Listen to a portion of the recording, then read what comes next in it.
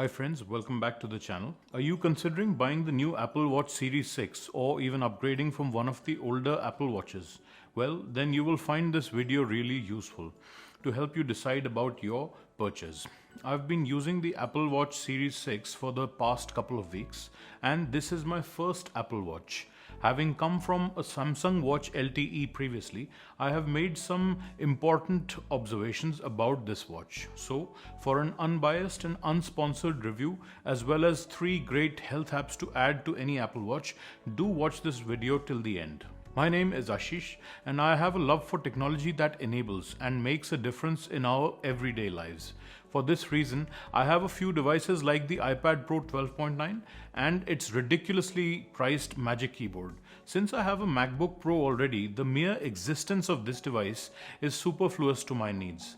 But the joy it brings to media consumption, the ease with which it allows you to read magazines and PDFs, and now the joy of typing on the excellent Magic Keyboard is simply unmatched. The reason I mention this is because the Apple Watch for most people is such a device, at least the first time they buy it. All these years you have been doing just fine without another device that needs charging at least every other night. So why buy one now? We'll answer that in parts and talk about what's great and improved in the new Series 6 Apple Watch. If you would like to see it being unboxed, I'll link my unboxing video of the Series 6 Apple Watch in the description below. So the Apple Watch Series 6 carries forward the same design language as at least 2 of its predecessors, and that's no bad thing. In black, the watch has always lent itself to transforming completely depending on the band or loop used. Well, you still get the black and silver colors and the gold in the aluminum watch. New this year are the blue and product red colors. The stainless steel variants come in silver, graphite and a gold that is closer to the actual gold color rather than the pinkish hue offered in the aluminum variant. The titanium variant continues to be available in space black and titanium colors.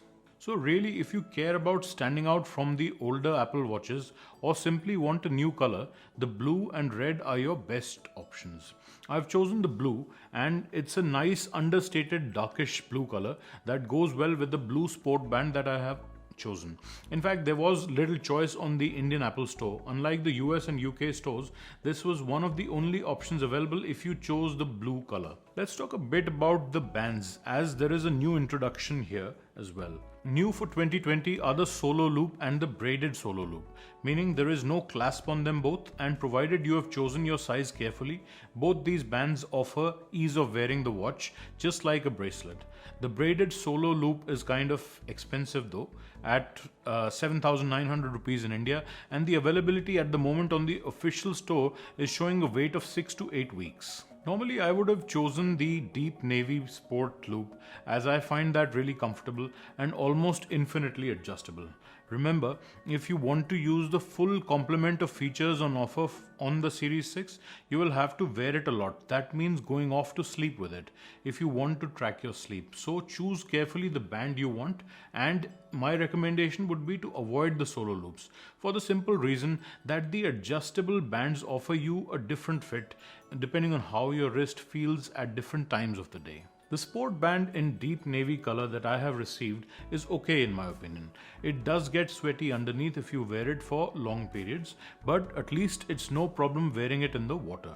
Something I cannot say for the sport loop, as that fabric material will take some time to dry if you wear it in the shower or while swimming. I like the way you clasp the sport band by pressing it onto the corresponding hole in the band rather than a traditional watch's little pin that needs to be aligned and inserted. This way it's easy to wear, and the extra loop tucks in nicely underneath the other band. If you have hairy wrists, then this band will pinch your hair though. Now the display. This is one of the areas where there's a tangible difference from the older Apple Watches. At 30% larger than the Series 3 and 2.5 times brighter than the Series 5, viewing the always-on display in the bright sun is never an issue on this watch. In fact, whenever you glance at the watch with your wrist down or raised to look at it, the display is always legible and easy to see. A definite plus. Apple has chosen to stick to a rectangular design for the Apple Watch, and this disappointed some people who prefer a round design. I also personally like the round watches more, but over the years, the increasingly common sight of the Apple Watch as a premium device has made the rectangular look grow on me. And combined with the excellent display, I think this is an area low on my priorities list. The display has generally been stretched to the corners of the watch with minimal bezels, somewhat like the iPad Pro. This year also sees the introduction of a lot of new faces for the watch, albeit not exclusive to the Series 6. But the library is ever expanding, and you will be able to choose one to your liking quite easily.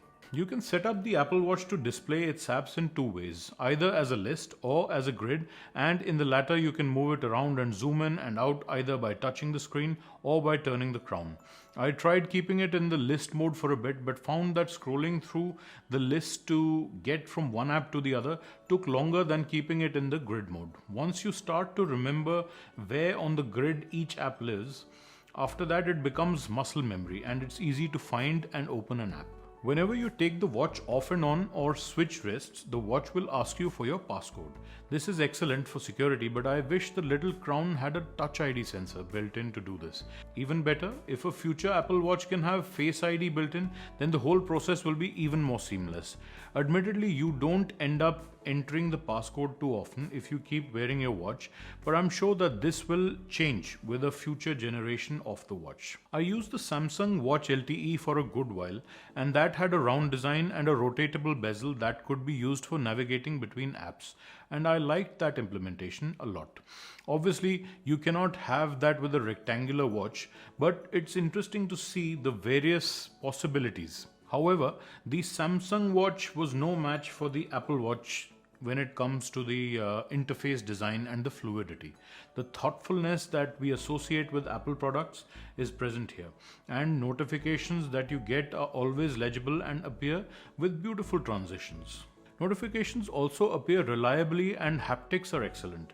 The watch can tap you gently to notify you or to wake you up if you set an alarm. You have the option to turn the sound on or off. You can invoke Siri just by raising your wrist, and this is a game changer. What's the weather like today? It's currently clear and 33 degrees. The air quality is considered very poor at 319. It's really convenient to use and makes setting reminders and asking Siri general questions a joy. You have to remember to dismiss the last question you ask Siri before you raise your wrist again, if done in quick succession. Otherwise, it will not bring up Siri and you will then have to use the other method by pressing and holding the crown. Siri in general is much improved from even a couple of years ago, and this is true for all Apple products. I remember it struggling with simple commands as recently as 2018 when I had an iPhone 8 Plus, and at the time the Google Assistant seemed a lot easier and conversational to use. That's no longer the case, and if you choose the device language correctly based on your accent, Siri will understand you just fine in the first instance. The things you can do with it are also expanding all the time. With the Apple Watch, it's almost an indispensable component. So we talked about why you would need an Apple Watch in the first place. So let's cover some of the things that make having an Apple Watch so great and why so many people love them. So the one feature that I have absolutely come to love is the sleep tracking and scheduling. I've set my sleep duration to 8 hours and the time to 11:45 p.m. So at 10:59 p.m. the watch gently taps my wrist to say that the wind down will begin within the next 1 minute. So basically for the next 45 minutes, it has reminded me to go off sleep retarding activities, meaning it will be turning on do not disturb on itself and the iPhone, and also really you shouldn't be looking at other screens like an iPad besides a Kindle. Speaking of Kindles, I've recently reviewed the latest Kindle Oasis, and if you're interested in watching that, the link is in the description. Thereafter, during your sleeping hours, the screen stays dimmed and the watch makes it deliberately difficult for you to wake it. You will need to turn the crown a few times to unlock it. Now all this may seem unnecessary, but in practice it makes a real difference. If you try and follow the schedule you set with it, you will find your sleep duration and quality improving every night. I started off with just about 5 hours of sleep and got to 9 hours one night of uninterrupted and restful sleep. Really impressive. Then there are other things. The noise meter can warn you of loud noises and the readings are pretty accurate. Other features shared with some older Apple Watches, such as the heart rate monitoring and the ECG, are equally impressive. Sure, it's true that they should not be taken as a substitute for medical tests or advice, but as a general handle on what's going on with critical bodily functions, all from the convenience of your wrist, this is simply superb. The Series 6 also gets the pulse oximeter function, and once again we have all read and heard about how this can be less accurate than a dedicated oximeter, and that the position from which it takes the measurements is less than ideal. But that's missing the point. The point is that if you have easy access to yet another health metric, it makes you more mindful of your body and how it's functioning in general. I mean, when was the last time you checked your blood oxygen levels? I've only done it once in my life, and that was back in 2015 during a trip to Ladakh at altitudes close to 13,000 feet. So, in my book, this feature too is a win-win. Sure, get the older or cheaper watch if you don't care about this, but criticizing its presence on the new watch is kind of ridiculous.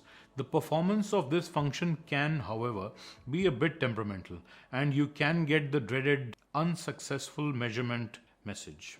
This is to be expected though, because of where it's measuring oxygen levels from, also given the fact that your watch position might have shifted from where it ideally should be. Other features like the always on altimeter and the fall detection are shared with other Apple Watches, but the bigger battery inside should mean more stamina overall.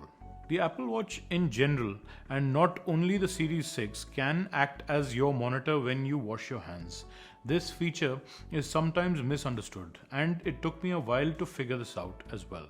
When you start rinsing your hands underwater, I suspect using a combination of sound detection and motion, the watch starts a 20-second countdown timer.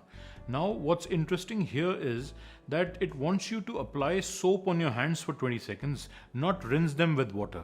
So, if you start washing off the soap before the 20 seconds are up, the timer will disappear. But if you keep rubbing soap for 20 seconds, it will give you a thumbs up, and then you can rinse off the soap with water.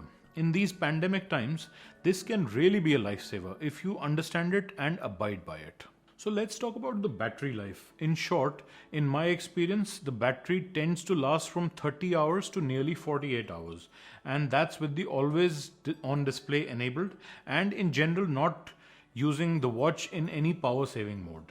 This does not include any cellular time. Obviously, if you use a lot of cellular data, then this can vary. Basically, with this watch, battery life is no longer a concern, and the best part is the quick charging.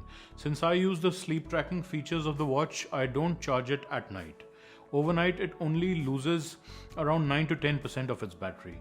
In the morning, the time you take to shower and in general spend in the washroom is usually sufficient to bring the charge to above 90%. So it's a very unobtrusive device to charge in that sense, if you're careful about this. I do miss the feature of the Samsung watch wherein you could put it on the back of the S10 Plus and that would charge it. That meant only having to take one charger and connect it to your phone. Then you would place your phone upside down and the watch over it, and both devices would get charged together. With the Apple Watch, if you're traveling, make sure to bring its own charger, as otherwise there's no way to charge it currently. There is a MagSafe Duo charger that is expected soon, and that will be probably a nice and compact solution to charge your iPhone as well as the Apple Watch together. That's only compatible with the iPhone 12 onwards. There's a growing selection of apps that cater to varying needs on the Apple Watch, and some of them offer complications, meaning the option to add some data from them to certain watch faces.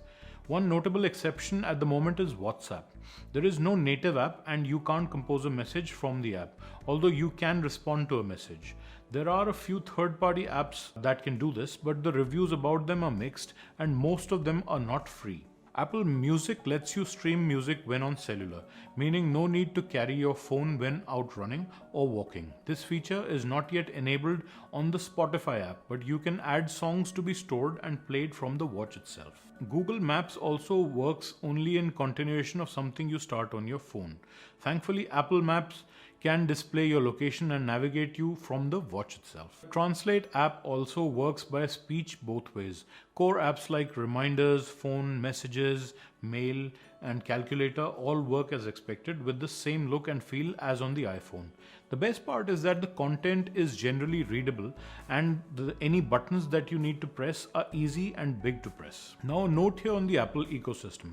I love the way the devices work together. So if you answer a call on your iPhone but then find that your hands are full with something that you're doing, the watch gives you an option to pull the call to itself, thereby giving you hands-free call continuation. If you use a MacBook Pro in clamshell mode, one of my frustrations was that you lose the access to the Touch ID sensor for logging into the machine and also for apps and passwords. With the Apple Watch, if the option is enabled, the Mac unlocks itself. The watch will vibrate to let you know that your Mac was unlocked. It's that seamless. I suspect that the U1 chip aids in this process by making easier proximity identification with other Apple devices. The app icons used are the same across devices, and so are the fonts.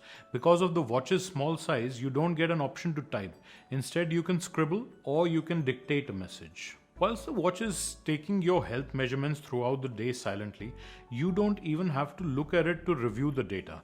This is seamlessly available in the Health app on the iPhone, and you can see graphs and charts for varying time frames. If you're looking at an app and then lower your wrist, the app applies a blur effect on the content but still displays the time legibly, so prying eyes can't read what's meant only for yours. You can mount your iPhone at some distance to you and use the shutter release app on the watch to click a picture. It's a summation of all these things that make the Apple Watch experience special, and you come to rely on it more and more once you start using it.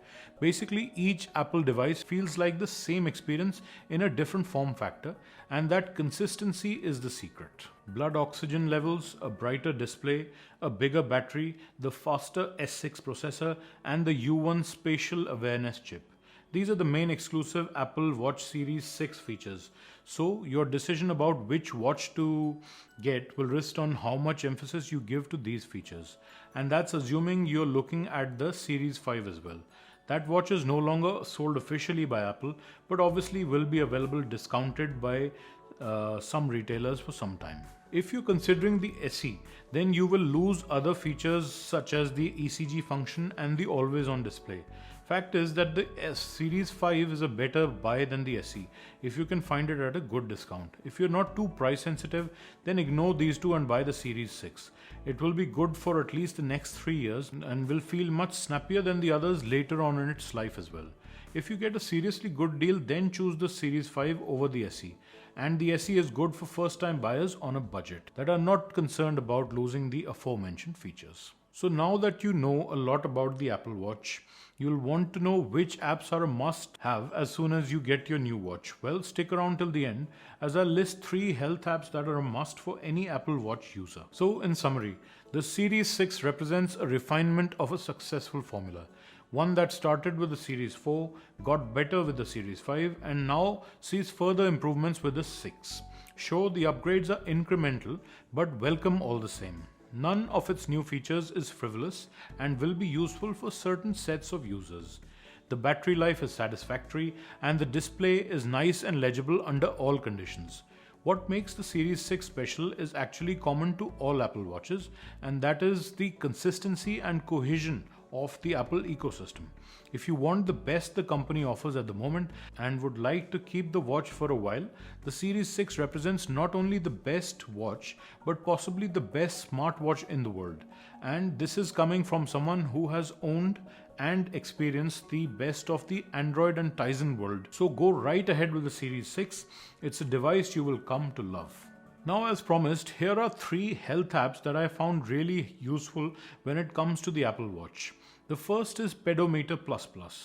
Now, as the name suggests, this app will access your watch's sensors to record your steps taken.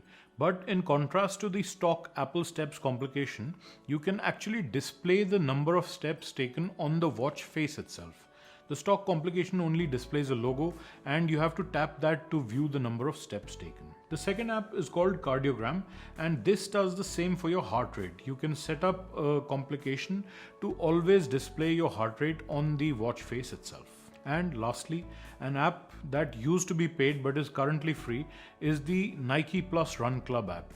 And now I'm not sure how long this will be free for, but grab your copy before it goes behind a paywall again. It's one of the best full-featured running apps that will be of great use if you're a runner. Thank you so much for watching, and please consider buying the Apple Watch using my affiliate links in the description at no extra cost to you. And please consider subscribing if you liked this content. See you in my next one.